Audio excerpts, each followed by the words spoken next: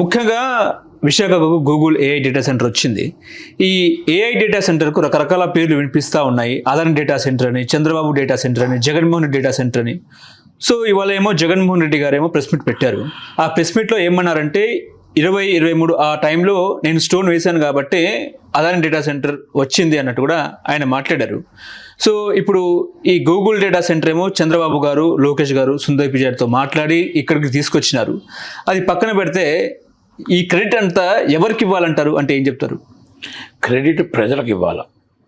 విశాఖపట్నం డెవలపింగ్కి ప్రజలకు క్రెడిట్. ఇది చంద్రబాబు నాయుడు క్రెడిటో లేకపోతే జగన్మోహన్ రెడ్డి గారి క్రెడిటో కాదు. ఎందుకంటున్నానంటే ఆ మాట, గూగుల్ అనే ఒక సంస్థ విశాఖపట్నం బీచ్ ఉంది కాబట్టి, సముద్రం అనే ఒక ఏరియా ఉంది కాబట్టి, అక్కడ గూగుల్ సంస్థ వాళ్ళు జగన్మోహన్ రెడ్డి గారు రిక్వెస్ట్ చేసినా, లోకేష్ గారు రికమెండ్ చేసినా, చంద్రబాబు గారు రికమెండ్ చేసినా ఎక్కడ ఇవ్వకుండా బీచ్ ప్రాంతంలో మన ఏరియా ఉంది, విశాఖపట్నం ఉంది కాబట్టి దానికి గూగుల్ సెంటర్ ఇచ్చారు. అంటే ఇది మా విశాఖ ప్రజలు చేసుకున్న అదృష్టం, మా విశాఖపట్నంలో ఉన్న ప్రజల అదృష్టం. ఒకటి, గూగుల్ అనే ఒక పెద్ద సంస్థ ఈరోజు రావడం వల్ల ప్రపంచమే మా వైపు, విశాఖపట్నం వైపు చూస్తుంది. అది చంద్రబాబు నాయుడు గారు తెచ్చినా, లోకేష్ గారు తెచ్చినా, పవన్ కళ్యాణ్ గారు తెచ్చినా, జగన్మోహన్ రెడ్డి గారు స్టోన్ వేసినా ఇది ప్రజల కోసమే కదా, ప్రజల పక్షానే కదా, ప్రజల బాగు కోసమే కదా. దానికి మీరు కొట్టుకోవడం ఎందుకు? ఎవరేసినా మీకు 11 సీట్లు మీకు వచ్చే, 150 సీట్లు ఆయనకు వచ్చింది, దాంట్లో డౌటే ఉంది కదా. 164 సీట్లు ఆయనకు వచ్చాయి, 151 నుంచి 11కు మీరు పడిపోయారు. అంటే జగన్మోహన్ రెడ్డి గారు స్టోన్ వేశారు, దాని మీద ఇంట్రెస్ట్ చూపించలేదు. దాన్ని ఆయన ప్రయత్నం చేసి ఎలాగైనా తీసుకురావాలని చెప్పి ఈరోజు ఆయన గవర్నమెంట్లో హయాంలో ప్రయత్నం చేశారు.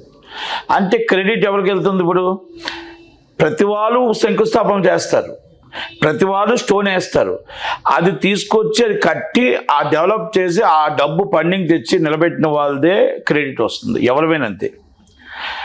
మీకు శంషాబాద్ సెంటర్ ఉంది, శంషాబాద్ ఎయిర్పోర్టు చంద్రబాబు నాయుడు గారి హయాంలోనే అన్నీ కూడా మొత్తం జరిగాయి. ఓపెనింగ్ ఎవరి హయాంలో జరిగింది? వైఎస్ రాజశేఖర హయాంలో. ఇప్పుడు ఎవరు చెప్తున్నారు? అది రాజీవ్ గాంధీ విమానాశ్రయం అని చెప్తారు, అవునా కదా? అంటే మామూలుగా నేను చెప్తున్నాను. అలాగా ఇప్పుడు మీకు రింగ్ రోడ్లు అవ్వచ్చు, ఇంకోటి అవ్వచ్చు, ఏ రింగ్ రోడ్లు అయినా నాకు తెలిసి కల్వకుంట్ల చంద్రశేఖరరావు గారు రవాణా శాఖ మంత్రిగా చంద్రబాబు నాయుడు గారి హయాంలోనే జరిగాయి. అప్పుడు స్టోన్ వేశారు, కాంగ్రెస్ వచ్చిన తర్వాత ఓపెనింగ్ చేసింది. అవును.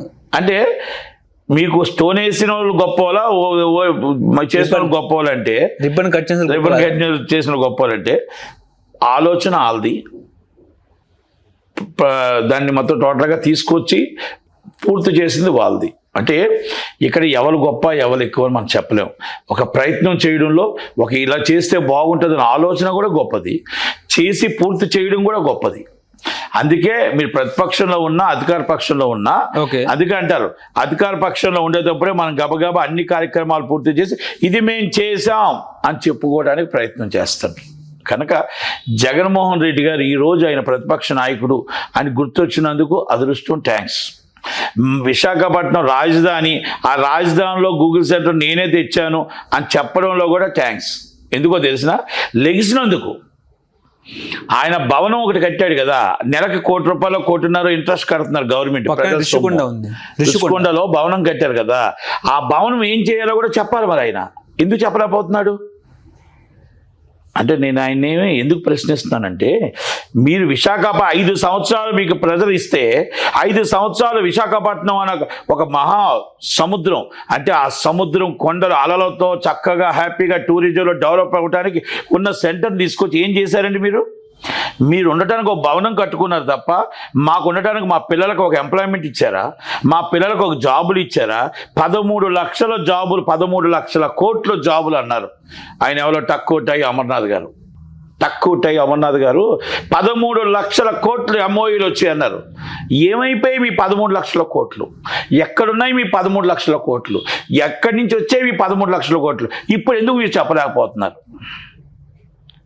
ఆ రోజు ముఖేష్ అంబానీ గారు వచ్చారు, మొత్తం టోటల్ ఆల్మోస్ట్ ఆదాని పార్టీ నుంచి గవర్నమెంట్ అందరూ వచ్చారు. సపోర్టెడ్ బీజేపీ, ఆయన సపోర్టెడ్ బీజేపీ అండ్ చంద్రబాబు గారు. మీకు బీజేపీ ఎప్పుడు కూడా సపోర్టే ఉంది. మరి మీరు తేలేకపోయారు, వాళ్ళు తెచ్చారు అని మనం చెప్పుకోవటానికి ఉంది. ఇప్పుడు మనం ఏమంటామంటే బండి తెచ్చినవాడు బండి వచ్చింది, బండి మామూలుగా పెట్టిన తర్వాత స్పేర్ పార్ట్స్ అన్ని పెట్టింది, బండి పూర్తి చేసి బండి మార్కెట్లోకి వస్తుంది కదా, మార్కెట్లోకి వచ్చినప్పుడు ఫలానా బండి అంటారు కదా. స్టోన్ వేయొచ్చు మీరు, ఆ స్టోన్ ఏంటో ఎవరికి తెలియదు. కానీ దాంట్లో ఎంప్లాయ్మెంట్ ఎప్పుడైతే ఇచ్చారో దాంట్లో మొత్తం ఏదైతే మొత్తం టోటల్గా మన ప్రజలకు ఏదైతే అవసరం వస్తుందో అప్పుడు దాని మీద ఫలానా చంద్రబాబు నాయుడు తెచ్చారు రా అంటారు. అంతే కదా. మళ్ళా లేదు జగన్మోహన్ రెడ్డి గారు తెచ్చి జగన్మోహన్ రెడ్డి గారు స్టోన్ వేసింది మీరు అని చెప్పడం కాదు. ఆ రోజు మీరు ఎందుకు చేసుకోలేకపోయారు, మీరు ఎందుకు తెచ్చుకోలేకపోయారు? Central government is supported, full support మీకు ఉంది. మీకు వీళ్ళు ఎంత సపోర్ట్ అంతకన్నా ఎక్కువ సపోర్ట్ ఉంది.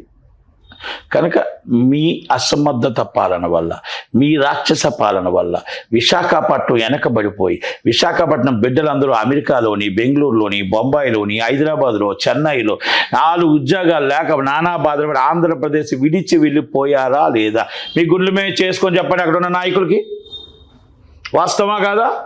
మీరు ఏది చేసినా విశాఖపట్నం 30 కిలోమీటర్ల కారిడార్ ఉంది, ఎవరికి లేదు ప్రపంచంలో. 30 కిలోమీటర్ల కారిడార్, సముద్రం కనబడుతూనే ఉంటుంది. మీరు 200 ఫీట్ రోడ్ టూరిజం డెవలప్ చేయకుండా మీరు పెట్టుకొని కూర్చొని దానికి భీమునిపట్నం దాకా, భోగాపురం ఎయిర్పోర్ట్ దాకా మీరు చేయొచ్చు. అప్ టు మీరు కలకత్తా దాకా వెళ్ళిపోవచ్చు, అప్ టు మీరు చెన్నై దాకా వెళ్ళిపోవచ్చు. మీరు ఆ కారిడార్ని ఎందుకు పూర్తి చేయలేకపోయారు? టూరిజం సెంటర్ని ఎందుకు పెట్టలేకపోయారు? మీరు పాడేరు అనే పాడేరు అనే ఒక టూరిజం సెంటర్, అరకు అనే టూరిజం సెంటర్, లంబసింగ్ అనే టూరిజం సెంటర్, అలా మొత్తం అన్ని టూరిజం సెంటర్లకి రోడ్లు చూస్తే గతుకులతో నిలిపే కింద మీద పడిపోయి గోతులు పడిపోయాయి. ఆ పరిస్థితుల్లో మీరు టూరిజం అని వెనక పడిపోయింది. వెనక పడిపోయిన తర్వాత మాట్లాడే రైట్ మీకు ఉందా అని అడుగుతున్నారు జగన్మోహన్ రెడ్డి గారు. ఇప్పుడు వీళ్ళు చేసేసారు అంటే ఇక వీళ్ళు కూడా ఏం చేయలేదు. చంద్రబాబు నాయుడు గారు కూడా ఆ గోతులు ఇంకా కప్పలేదు, ఆ టూరిజం ఏం డెవలప్ చేయలేదు, 30 కిలోమీటర్ల కారిడార్ ఇంకా వాళ్ళు కూడా పూర్తి చేయలేదు. కానీ మీరు 5 సంవత్సరాలు మీరు ఏం చేశారని అడుగుతున్న జగన్మోహన్ రెడ్డి గారు. విశాఖపట్నంలో మీరు ఏం చేయగలిగారని అడుగుతున్నా. విశాఖపట్నం పోర్టులో మీరు ఎంప్లాయ్మెంట్ ఇచ్చి పోర్టులో మీకు సెంట్రల్ గవర్నమెంట్తో మాట్లాడి మీరు షూటింగ్స్ కానీ స్టూడియోలు కానీ ఎందుకు కట్టలేకపోయారని అడుగుతున్నాను నేను. మీరు ఎందుకు కాలుష్యాన్ని 1 టౌన్లో కాలుష్యాన్ని ఎందుకు నివారించలేకపోయారని అడుగుతున్నాను నేను. ఎందుకు బొగ్గు గనులు మొత్తం టోటల్గా కాలుష్యం వచ్చి ఎంతోమందికి జబ్బులు వస్తుంటే దాన్ని ఎందుకు మీరు నివారించలేకపోయారని అడుగుతున్నాను నేను. విశాఖపట్నం కోసం వచ్చింది కాబట్టి ఇన్ని నేను మాట్లాడాల్సి వస్తుంది. విశాఖపట్నంలో పుట్టి పెరిగిన వ్యక్తిని నేను, విశాఖపట్నం అంగులు నాకు తెలిసిన వ్యక్తిని నేను. కానీ ఇలా చేసిన జగన్మోహన్ రెడ్డి గారు ఇది నేనే చేశా, నేను చాలా గొప్పవాడిని అని చెప్పుకోవడానికి లేదు. ఆ రైట్ మీకు లేదు. ఎందుకంటే మీకు సీఎంగా 5 సంవత్సరాలు పోస్ట్ ఇస్తే 5 సంవత్సరాలు మీరు బంగ్లాలో కూర్చొని మీరు నడిపించారే తప్ప మీరు బయటకు వచ్చి జనాల బాధని కష్టాన్ని మీరు చూసారా అని అడుగుతున్నాను నేను. 3 రాజధానులు అన్నారు, 3 రాజధానికి 1 రాజధాని పూర్తి చేశారా? అమరావతి నాశనం చేశారు ప్రజల సొమ్ముతో. ఇవన్నీ మొత్తం టోటల్గా మీకోసం చరిత్ర చేసుకుంటూ వెళ్తే బయోపిక్ చేయాల్సి వస్తుంది సినిమా.